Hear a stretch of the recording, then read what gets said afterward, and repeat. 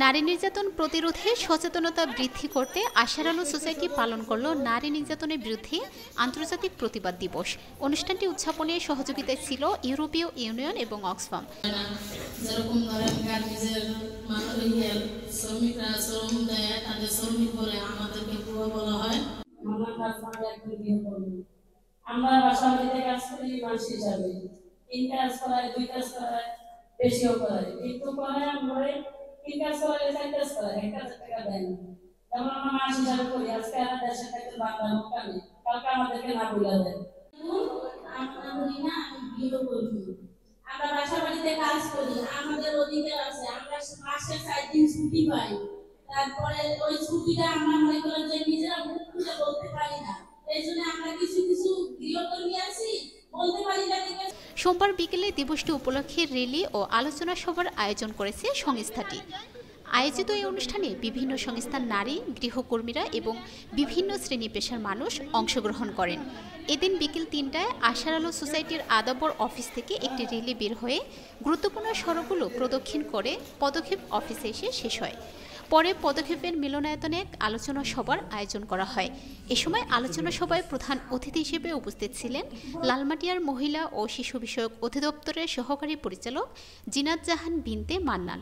প্রধান অতিথির বক্তব্যে তিনি বলেন, কেউ কেউ নারী নির্যাতনের কথা বলছিলেন, তাই না? যে আমাদের নির্যাতন করে বা যে বাসায় কাজ করতে গিয়ে আপনারা হয়রানির শিকার। তো আপনারা যখন ঢুকবেন তখন আপনারা শুরু থেকে বলবেন যে আমরা আপনার বাসায় কাজ করবো, কিন্তু আমার কিছু শর্ত আছে। কি কি শর্ত? শর্তের মধ্যে এই একটা নাম জুড়ে দিবেন যে আমাকে বুয়া বলা যাবে না।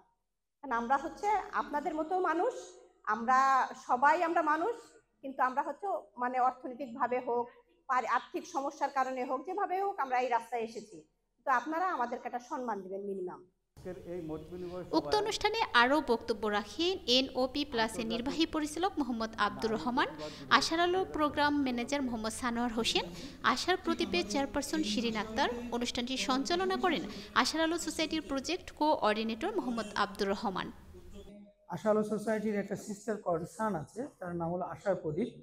আশার প্রদীপও এই একই সাথে এই দিবসটা পালন করছে। আশার প্রদীপ আসলে যারা উইমেন এইচআইভি পজিটিভ আছে, যারা উইমেন, তাদেরকে নিয়ে কাজ করে।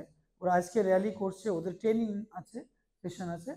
ঠিক আমাদের এই আশার আলোতে প্রোগ্রামের পাশাপাশি আশার প্রদীপ 2টা সেকশনে কাজ করতেছে।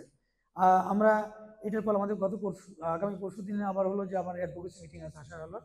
পাশাপাশি হলো যে আমাদের 10 তারিখে মানবাধিকার দিবস আছে, আমাদের 1 তারিখে একটা মঞ্চ নাটকের ব্যবস্থা আছে, তারপরে ওয়াল এইচডি আছে, সেখানেও আমরা আমাদের এই ব্যানারটা নিয়ে যাব।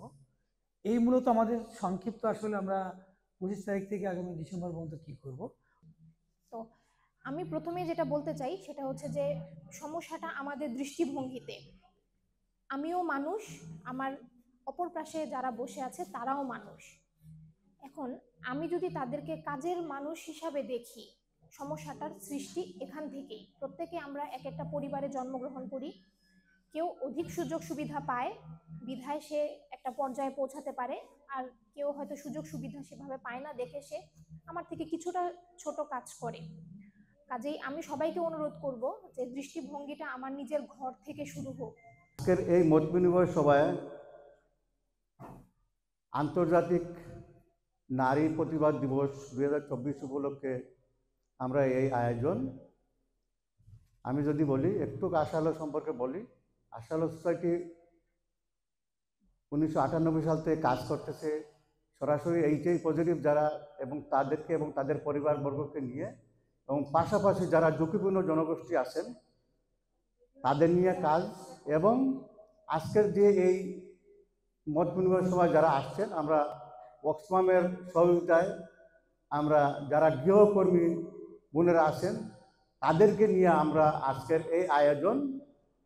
আমরা জানি যে তারা অনেক কিছু থেকে বঞ্চিত হয় এবং তারা তাদের যে অধিকার, এই অধিকারগুলো আসলে তারা সবগুলো তারা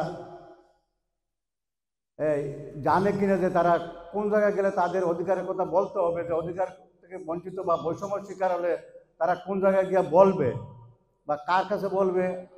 আমার মনে হয় আমরা এই বিষয় নিয়ে আমরা আলোচনা করব। তো আমি আর বেশি, আমরা অনেক পিছনে আছি, আমি সবাইকে আবার ধন্যবাদ জানাই। আমি